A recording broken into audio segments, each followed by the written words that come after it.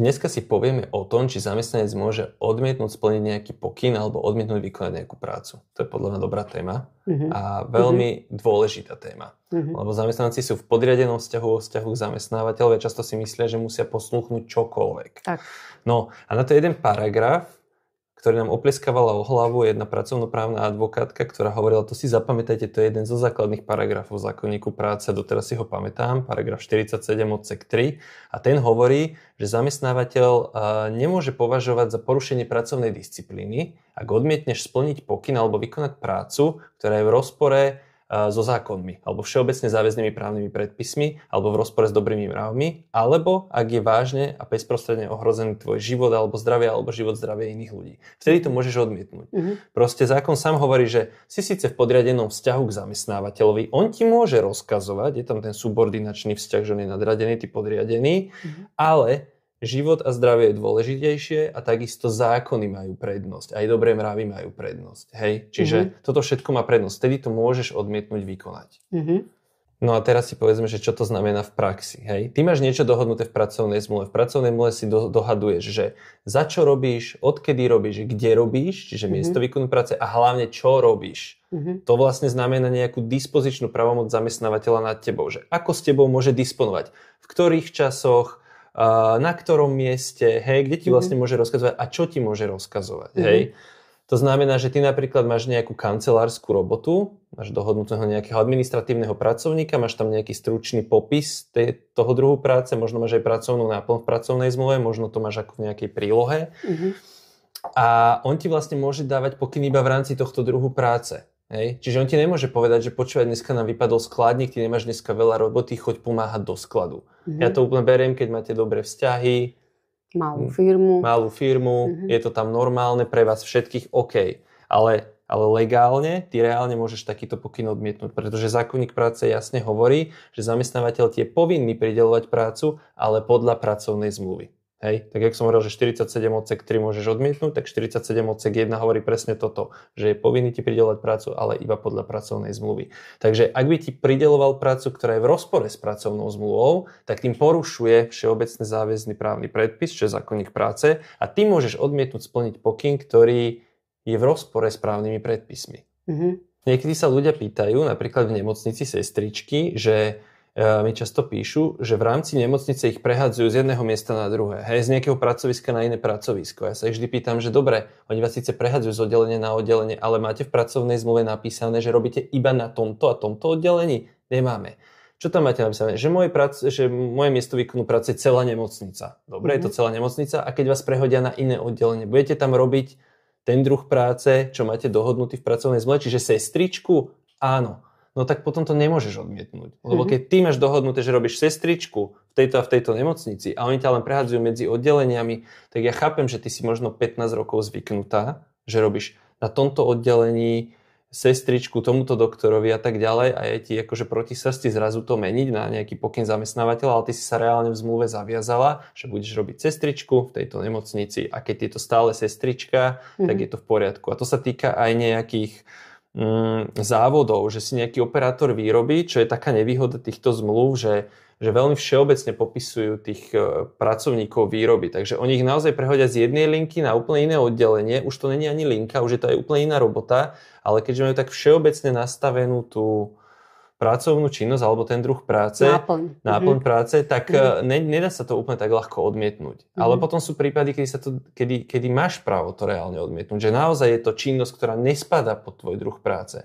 A teraz zamestnanci si často boja to urobiť, lebo hovoria, že ale ja mám v zmluve napísané, že a plní ďalšie pokyny vedúceho zamestnanca alebo zamestnávateľa. Alebo podľa pokynov zamestnávateľa. Áno, pracuje podľa pokynov, ale to neznamená, že on ti môže dať akýkoľvek pokyn, že počúvaj ma, moja žena je chorá, chod pre moje decko zo škôlky, hej, to ti nemôže dať. Ten pokyn tiež musí súvisieť s tým dohodnutým druhom práce. Takže dohodnutý druh práce je alfa a omega, náplň ho iba detailne rozpisuje, ale ten pokyn musí súvisieť s tým dohodnutým druhom, lebo tie plniť ďalšie pokyny vedúceho to sa tam dáva, pretože ty reálne nevieš do zmluvy dať úplne všetky operatívne pokyny, ktoré s tou prácou súvisia. Tam sa to kadejako rozvetvuje a je to rozmanité, takže sa tam toto napíše, ale to neznamená akékoľvek pokyny. Hej? Čiže keď je ten pokyn v rozpore s tým dohodnutým druhom práce, tak ho môžeš odmietnúť. Ale takisto, keď je v rozpore s hocičím v pracovnej zmluve, že napríklad niekto má v pracovnej zmluve dohodnutý týždenný pracovný čas 37,5 hodiny a oni mu povedia, že už budeš robiť 40 hodín týždenne. Takže ty to reálne môžeš odmietnúť. Hej?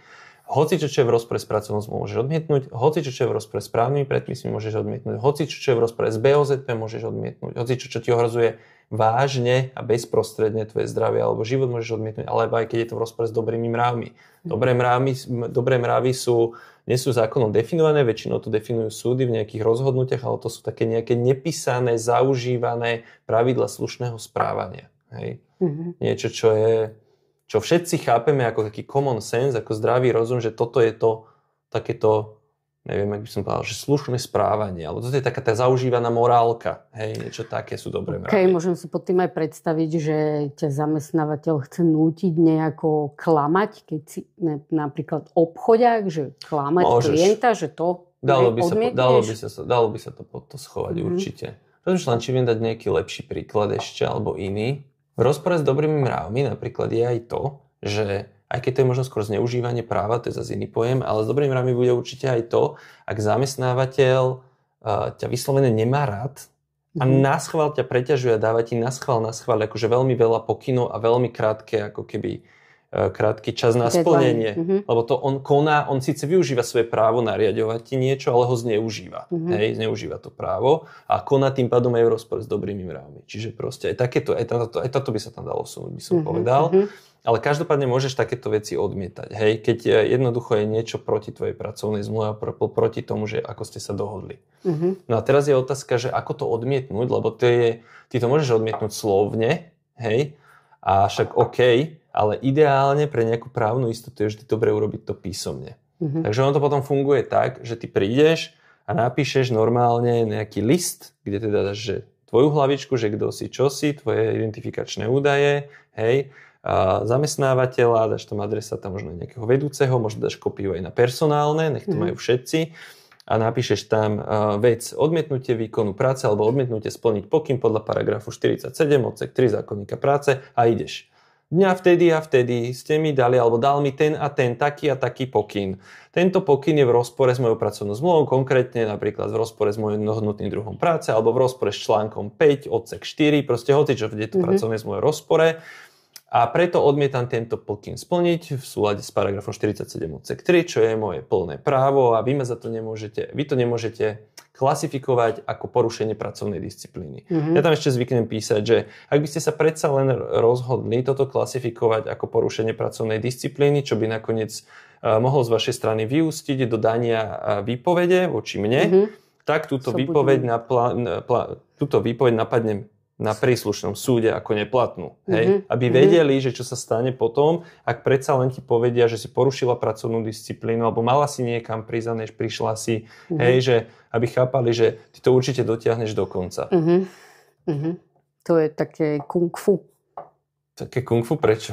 No, že je to proste, že dostáva zamestnanec ako keby presný sled krokov, že ako sa má brániť, že to je proste, že a... Hej, ale že samozrejme vie to byť aj konfliktné, hej, zamestnávateľ môže trvať na tom, že on má právo ti dať ten pokyn. Áno, chápem. Zamestnávateľ ti môže dať porušenie pracovnej disciplíny a môže ťa nakoniec aj vyhodiť, ale potom je na tebe, že keď si naozaj istá, že potom tú výpoveď naozaj zažaluješ a budeš na súde preukazovať, že celé to upozornenie na porušenie pracovnej disciplíny je absolútne neplatné a že je absolútne bezpredmetné a nevie ho reálne zamestnávateľ odôvodniť. Takže to potom musíš reálne napadnúť. A súd to potom preskúma a keď zistí, že tie porušenia boli vyfabrikované a že zamestnanec mal naozaj pravdu, tak výpoveď vyhlási za neplatnú alebo určite teda je neplatnosť a donúti zamestnávateľa doplatiť ti všetku tú ušlú mzdu, maximálne teda je to 3 roky. Hej, tak len aby zamestnanci vedeli. No a ešte chcem upozorniť na to, že čo sa stane, ak ty pristúpiš na niečo, čo je v rozpore s pracovnou zmluvou. Napríklad, že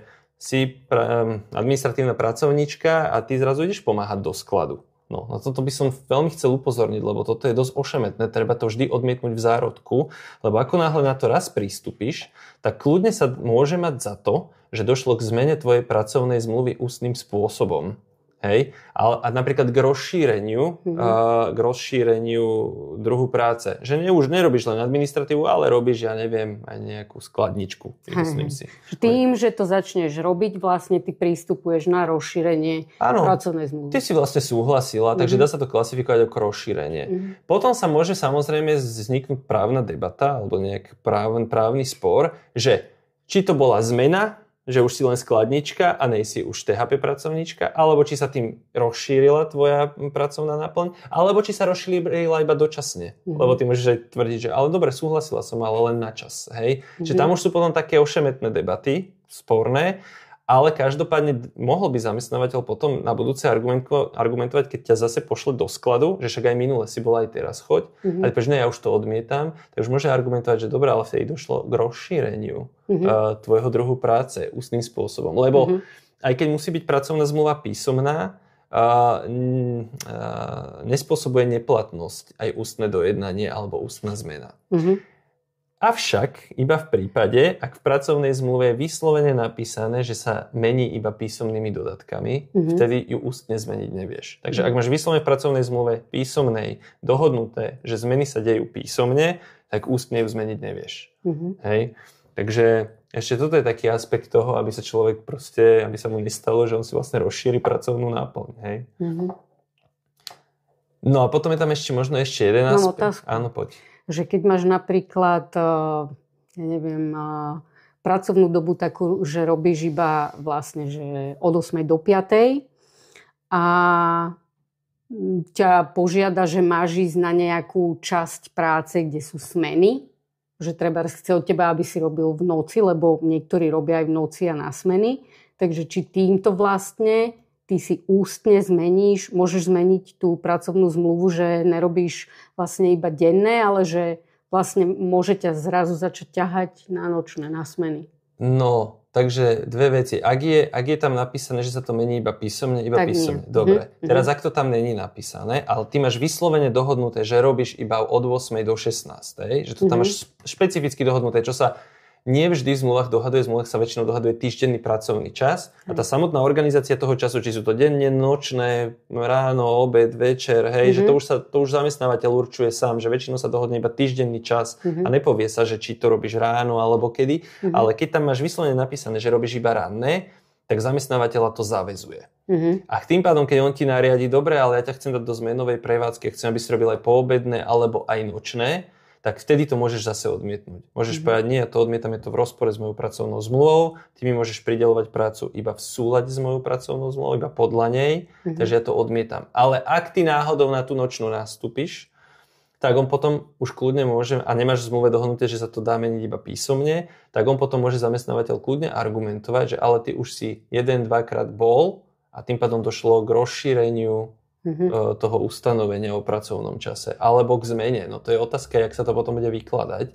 No potom by samozrejme, vždy sa skúma pri takomto spore vôľa strán, hej, tak proste zamestnanec by tvrdil, ale ja som toto nemal v úmysle urobiť tým, že som tam išiel. Potom že ja som bol ochotný jednorazovo. Áno, a to je hovorím, to je ten spor potom, že zamestnanec bude tvrdiť, ja som to bral, že to je dočasné, len akože ide len o to, aby sme sa vyhli tým budúcim sporom zbytočne. Takže dobre je v zárodku niečo takéto odmietnúť, hej. A keď to zamestnávateľ chce nejako meniť, tak nech sa s tým zamestnancom teda riadne dohodne. Treba na zmene pracovnej zmluvy, ale no vlastne to hovorím aj blbosť, lebo vlastne on nemá záujem to meniť. On to chce jednorázovo možno. No. Potom je ale otázka od toho zamestnanca, že či majú také vzťahy so zamestnávateľom, že mu vyhovia alebo nie. Ale legálne môže takéto veci odmietať. A ešte to hovorím aj kvôli tomu, aby sa nestalo, že zamestnanec bude robiť nejakú prácu, ktorú ani nemá v pracovnej zmluve, stane sa mu pracovný úraz, a potom akože zamestnávateľ dá od neho ruky preč a povie, že však ja som mu to nekazal, som mu nehovoril, že to má robiť. A ja to nepovažujem za pracovný úraz, lebo on nevznikol v súvislosti s plnením pracovných úloh, pretože to nebola jeho práca. To som počula na školeniach BOZP, že sa často stáva, keď niekomu povedia, že má ísť pomáhať do skladu. Aha. A neovláda tú prácu v sklade, ani na čo si má dávať pozor a tak. A potom, ak sa stane nejaký úraz, tak potom chcú od toho dávať ruky preč. No, to je taká klasika. No. Dobre, takže... takže myslím, že sme to pokryli.